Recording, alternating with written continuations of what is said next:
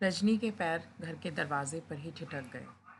अंदर जाना तो चाहती थी, लेकिन जा नहीं पा रही थी। आंखों से अनवरत आंसू बहे जा रहे थे। तभी पीछे से आकर भाई ने हाथ थामा। उसने पलटकर देखा तो भाई को देखते ही उसका रोना छूट गया। भाई ने इशारे से उसे अंदर आने के लिए कहा, पर उसकी हिम्मत नहीं हो रही थी। ये वही घर था जिसमें कभी वो महेश की दुल्हन बनकर आई थी, और आज इस घर से महेश की अर्थी उठने वाली थी। कल रात ही महेश को साइलेंट अटैक आया था और कुछ ही क्षण में उसकी मृत्यु हो गई। रजनी उस वक्त अपनी दोनों बेटियों के साथ मायके गई हुई थी। रात को ही उसके चाचा ससुर से फ़ोन करके उसके पिता को सब कुछ बता दिया था। जैसे ही यह खबर सामने मायके पहुंची, वैसे ही मायके वाले फटाफट आधे घंटे में वहाँ के लिए रवाना हो गए। आखिर 7 घंटे का सफ़र तय कर वो लोग यहाँ पहुँचे हैं। यहाँ लोगों का अच्छा खासा तांता लगा हुआ था। तभी बेटियां बिलखती हुई रजनी से लिपट गईं, पर जो खुद ही होश में ना हो वो भला बच्चों को कैसे संभाले। मम्मी और भाभी ज़बरदस्ती उसे हिम्मत देती हुई अंदर लेकर गईं। उस बड़े से बरामदे में कुछ औरतें सास को घेरे हुए बैठी थीं। ननद और जेठानी भी एक तरफ बैठी रो रही थी। रजनी के आते ही रुदन और तेज़ हो गया। शायद वो लोग रजनी का ही इंतज़ार कर रहे थे। रजनी के आते ही 20 मिनट में महेश की अर्थी उस घर से उठी और कुछ क्षण में ही वो शख्स वहाँ से चला गया जिसके पीछे वो इस घर में थी। अपनी बेटियों को सीने से लगाए उसका रोना छूट रहा था। कहने को तो पूरा परिवार वहीं था, पर महेश के जाते ही ऐसा लगा जैसे सब कुछ छूट गया। कुछ ही देर में उस दिन की सभी क्रियाएं करके मायके वाले भी वहाँ से रवाना हो गए।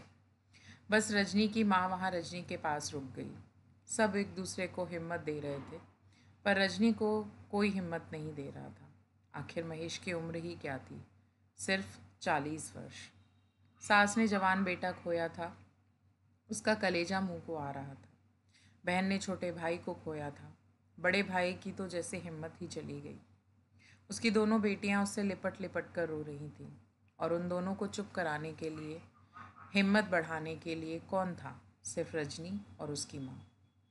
आज उसे अपने ससुराल में बहुत बेगाना सा लग रहा था। यह यहाँ पर 15 दिन कैसे निकालेगी, उसे समझ नहीं आ रहा था।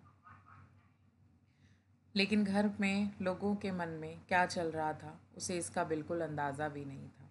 सारी क्रियाएं बड़े भैया के बेटे ने की थी। 10 दिन बाद रजनी के पापा ने उसे उसके परिवार वालों से पूछा, देखिए समदन जी, अभी रजनी की स्थिति बिल्कुल अच्छी नहीं है।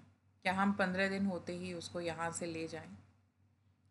पर नियम के अनुसार तो 1.25 महीने से पहले एक पत्नी को वो जगह नहीं छोड़नी चाहिए।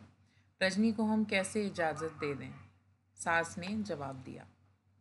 पर समधन जी, रजनी की हालत तो आप भी देख रही हैं। उसे थोड़ा वक्त चाहिए। अगर वो खुद को ही संभाल नहीं पाई तो बच्चों को कैसे संभालेगी? देखिए समधी जी, 1.25 महीने तो वो कहीं नहीं जाएगी। आपको ले जाना है तो 1.25 महीने बाद ले जाना, और हमेशा के लिए अपने पास ही रख लेना। फिर हम आपसे कुछ भी नहीं कहेंगे। सास ने बिगड़ते हुए जवाब दिया। अंदर कमरे में बैठी रजनी को भी ये बातें सुनाई दी। सुनकर अंदर तक कुछ दरक गया। अब इस घर में मेरी क्या जगह है? माहौल बिगड़ते देखकर पापा चुप हो गए। 12वीं पर पगड़ी की रस्म में जेठ जी के बेटे को बिठाने की बात हुई, लेकिन जब रजनी के मायके वालों को पता चला तो वो लोग अड़ गए, क्योंकि पहले भी महेश की अपने बड़े भाई से झड़प हो चुकी थी। जब बड़े भाई ने यह कहकर उसे दुत्कारा था कि तेरी तो बेटियां हैं, प्रॉपर्टी में तुझे क्या हिस्सा मिलेगा। ये सब जानते हुए पहली बार रजनी के मायके वाले जिद पर आए थे। पगड़ी की रस्म करवानी है तो आपको या तो रजनी को पगड़ी पहनवानी पड़ेगी या फिर उसकी बेटी को। बड़े भाई के बेटे को बिठाने का क्या तुक है, जबकि महेश जी का पूरा अपना परिवार है। हमारे यहाँ औरतें पगड़ी नहीं पहनती, जेठ जी ने कहा। जो नहीं होता वो अब होगा। रजनी का हक हम किसी को नहीं लेने देंगे। आखिर रजनी के परिवार को रजनी को ही चलाना है, उसे ही संभालना है। पर हम तो इस हालत में नहीं हैं, और ऊपर से उसकी बेटियां ही तो हैं। वो तो शादी करके कल को ससुराल चली जाएंगी। जबकि पगड़ी एक जिम्मेदार व्यक्ति के लिए होती है। पगड़ी एक बहुत बड़ी जिम्मेदारी होती है। कोई बात नहीं, हम उसे सहारा देकर बिठा लेंगे, पर कभी ना कभी तो होश में आएगी।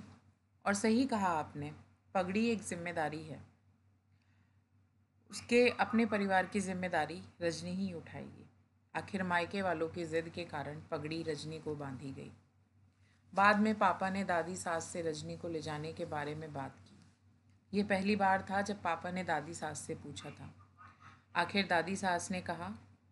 तब जाकर 20 दिन बाद रजनी के मायके वाले उसे मायके लेकर गए थे। लेकिन अभी कुछ दिन ही बीते थे कि जेठ जी का फ़ोन आया। हम लोग कल आ रहे हैं, रजनी को घर पर ही रखिएगा।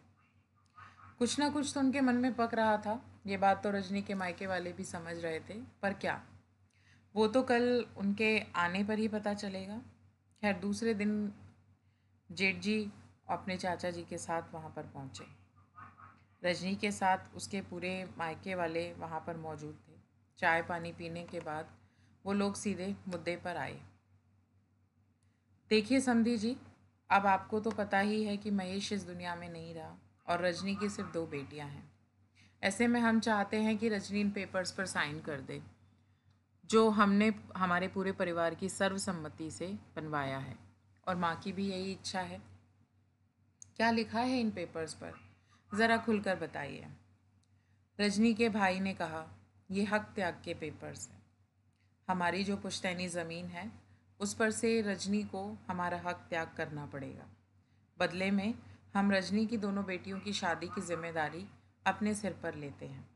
भविष्य में उन दोनों का विवाह हम धूमधाम से करवा देंगे।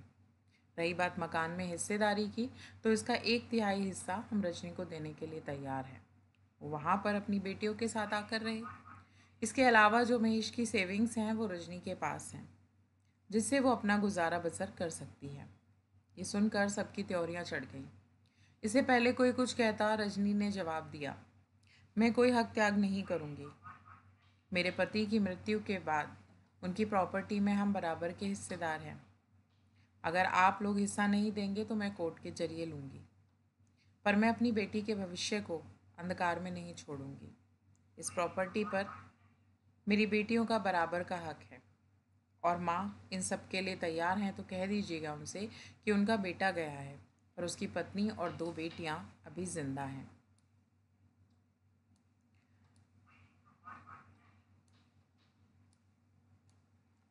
रजनी के तेवर देखकर जेठ जी और चाचा ससुर से आगे कुछ कहते नहीं बना।